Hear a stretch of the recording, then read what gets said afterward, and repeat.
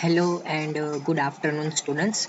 मैं आप सभी लोगों का हार्दिक स्वागत करता हूँ मेरी इस यूट्यूब चैनल में जिसका नाम है जीटीयू स्टूडेंट्स। तो फ्रेंड्स, आज जो हम टॉपिक के रिगार्डिंग डिस्कस करेंगे वो semester 7 specially mechanical engineering branch के लिए इम्पोर्टेंट रहेगा, जिसमें हम डिस्कस करेंगे कि आपको कौन से सब्जेक्ट आएंगे, कौन से सब्जेक्ट में आपको ध्यान रखने की ज़रूरत है, और आगे अगर इलेक्टिव सब्जेक्ट है तो वो कौन सा चूज करना आपके लिए अच्छा रहेगा। सो प्लीज़, अगर आप मेरी इस यूट्यूब चैनल जीटीयू स्टूडेंट्स में नए हो तो सब्सक्राइब करके मुझे थोड़ा सा सपोर्ट दिखाइए, और आगे जैसे ही इंटर्नशिप्स के रिगार्डिंग कोई भी अपडेट आती है तो सबसे पहले मैं आपको इन्फॉर्म करूँगा। ठीक है, तो यहाँ पे ये जो जीटीयू का सिलेबस वाला सेक्शन है उस पर मैं आ गया हूँ, और कोर्स में मैंने बैचलर ऑफ इंजीनियरिंग, ब्रांच में मैंने मैकेनिकल इंजीनियरिंग, और अभी हम स्पेशली सेमेस्टर 7 वाले स्टूडेंट्स के लिए हम बात कर रहे हैं, इस वजह से मैंने 7 सेम एंटर किया है। और अभी जो स्टूडेंट्स अभी जो सेमेस्टर 7 में आएंगे उनके लिए जो सिलेबस रहेगा वो 2018-19 का रहेगा। ठीक है, इसीलिए मैंने यहाँ पे 2018-19 सिलेबस चूज किया है एंड देन सर्च किया है। तो यहाँ पे डिफरेंट सब्जेक्ट आए हैं। ठीक है, तो सबसे पहले अगर हम सब्जेक्ट की बात करें तो वो है समर इंटर्नशिप। अब देखो फ्रेंड्स, आपकी अभी शायद सेमेस्टर 6 वालों की एग्जाम चल रही है। ठीक है, तो एग्जाम खत्म होने के बाद और सेमेस्टर 7 चालू होने से पहले, ठीक है, और एक बार मैं बोलता हूँ, अभी आपकी एग्जाम जो है वो खत्म हो जाएगी उसके बाद, बराबर, और सेमेस्टर 7 चालू होने से पहले अब आपको नहीं पता होगा कि भाई मेरा सेमेस्टर 7 कब चालू होगा। तो देखो फ्रेंड्स, उसके लिए एकेडमिक कैलेंडर आया था। ठीक है, तो वो वीडियो मैं डिस्क्रिप्शन बॉक्स में डाल दूंगा, वो जरूर आप वीडियो देख लेना।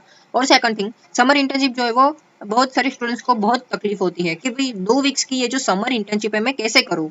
ठीक है, क्योंकि ये सेमेस्टर 6 के बाद और सेमेस्टर 7 चालू होने से पहले जो आपको समर वेकेशन दिया जाता था, तो उसमें अब जीटीयू वालों ने क्या कर दिया है भाई, इंटर्नशिप प्रोग्राम जो है वो अलॉट किया है।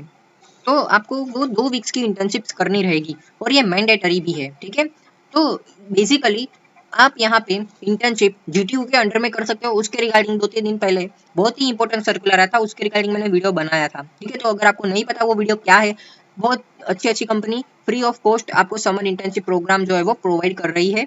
इवन आप ऑफलाइन भी कर सकते हो, ऑनलाइन भी कर सकते हो। ठीक है, तो वो वीडियो बहुत ही इंपॉर्टेंट था, वो वीडियो जरूर आप देख लेना। ठीक है, तो देखो फ्रेंड्स, ये तो आपको पता चल गया कि भी ये जो है वो मेरा कोर सब्जेक्ट रहेगा, यानी कि ये तो मैंडेटरी रहेगा।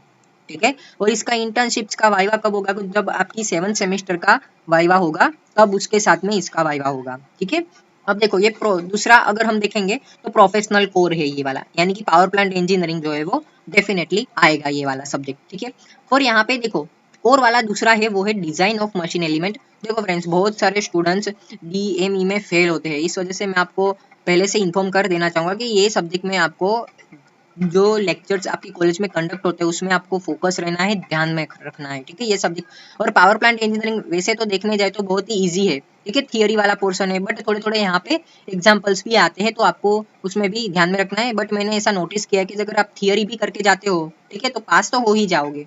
ठीक है, उसके बाद फ्रेंड्स हमने ये 2 सब्जेक्ट तो कंफर्म कर दिए। ठीक है, ये प्रोफेशनल कोर 1, प्रोफेशनल कोर 2 में अपना डिजाइन ऑफ मशीन एलिमेंट आ गया। अब यहाँ पे जो प्रोफेशनल इलेक्टिव 3 आता है, ठीक है, या तो फिर आप इसको ओपन इलेक्टिव 3 बोल सके, तो इसमें इंडस्ट्रियल इंटरनेट ऑफ थिंग्स है।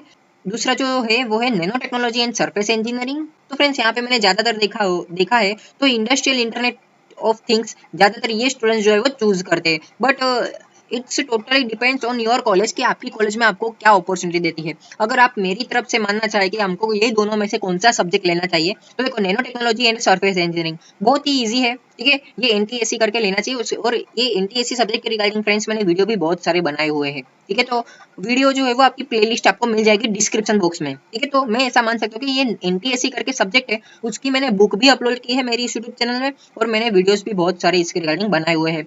और जो वीडियो मैंने क्रिएट किया है वो इनफ है जीटीयू की एग्जाम की प्रिपरेशन के लिए। ठीक है, तो ये ओपन इलेक्टिव में से ये 2 में से आप नैनो टेक्नोलॉजी वाला ले सकते हो, और ये बहुत ईजी है, इसकी बुक भी बहुत ही छोटी आती है, और ये टोटली थियरी वाला ही है। ठीक है, और थोड़ा थोड़ा आकृति में से आपको, फिगर में से आपको लिखने को आएगा, बस इतना ही आएगा। ठीक है, इसमें कुछ इतना है नहीं, बहुत ही ईजी है, आप इसको चूज कर सकते हो।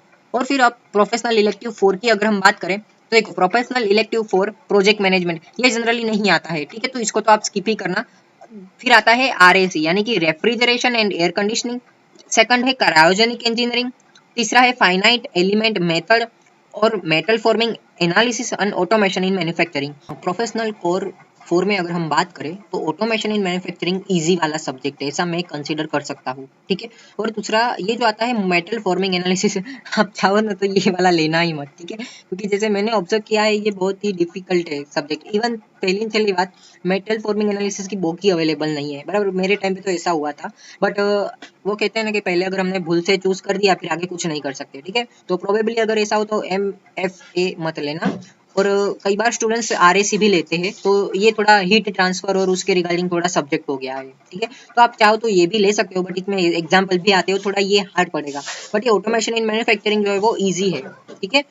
आफ्टर दैट प्रोफेशनल कोर 5 की अगर हम बात करें तो उसमें सबसे पहले आता है इंटरनल कंबशन इंजन, सेकंड आता है principle of combustions, advance machine design, rapid prototyping, ठीक है। तो आप चाहो ना तो रैपिड प्रोटोटाइपिंग ले सकते हो, ये बहुत ही इजी है, ठीक है। ये इसकी बुक अगर आप देखोगे रैपिड प्रोटोटाइपिंग की, बहुत छोटी बुक है, तो आप ये ले सकते हो। तो सबसे पहले अगर हम बता दें तो देखो, सबसे पहले आपका पावर प्लांट इंजीनियरिंग आएगा, ठीक है। फिर दूसरा आएगा डिजाइन ऑफ मशीन एलिमेंट। ये 2 सब्जेक्ट थोड़े से हार्ड है, बट आपको करने पड़ेंगे, ठीक है। आप अगर मेहनत करोगे तो ईजी ही है, ठीक है। फिर प्रोफेशनल कोर 3 में अगर हम देखने जाए तो आप चाहो तो नैनो टेक्नोलॉजी सरफेस इंजीनियरिंग ले सकते हो, ये ईजी ही है, ठीक है। और मैंने इसके रिगार्डिंग वीडियो भी बनाए हैं, बुक भी आपको मिल जाएगी, लिंक उसकी डिस्क्रिप्शन बॉक्स में मिल जाएगी आपको, ठीक है। फिर प्रोफेशनल 4 की अगर हम बात करें तो आप चाहो तो RAC ले सकते हो, नो डाउट, बट मेरा ऐसा मानना रहेगा कि आप ऑटोमेशन इन मैन्युफैक्चरिंग लोगे तो बहुत ही अच्छा है, ठीक है। और फिर 5वां सब्जेक्ट है, उसमें आप रैपिड प्रोटोटाइपिंग ले सकते हो, बराबर, कोई बात नहीं।